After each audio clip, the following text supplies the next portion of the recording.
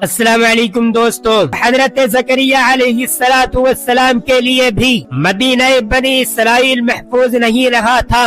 دربار سے حکم ہو چکے تھے زکریا کو ڈھونڈو، اسے بھی ختم کر دو۔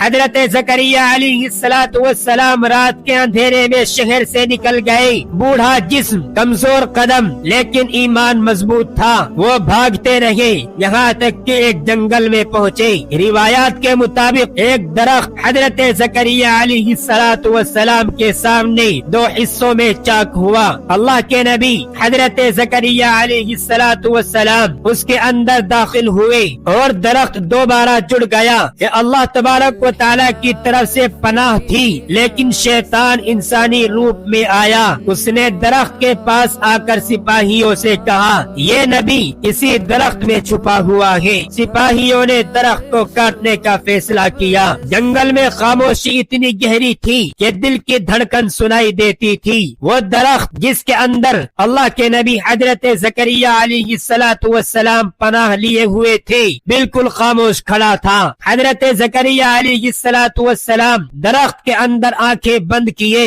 اپنے رب کو یاد کر رہے تھے۔ نہ شکوہ نہ فریاد، بس ایک دعا، اے اللہ میں نے تیرا پیغام پہنچا دیا۔ سپاہیوں نے کلاڑے اٹھائے، ایک وار پھر دوسرا وار درخت کانپ اٹھا۔ لکڑی کے ریشے ٹوٹ رہے تھے اور ہر وار کے ساتھ ظلم کی تاریخ لکھی جا رہی تھی۔ درخت کے اندر حضرت زکریا علیہ السلام نے کوئی چیخ نہیں ماری، کیونکہ نبی تکلیف میں بھی صبر کی تصویر ہوتے ہیں۔ جب درخت دو حصوں میں کٹا تو اللہ کا نبی بھی دو حصوں میں کٹ گیا۔ یہ وہ لمحہ تھا جب آسمان کے فرشتے رو پڑے۔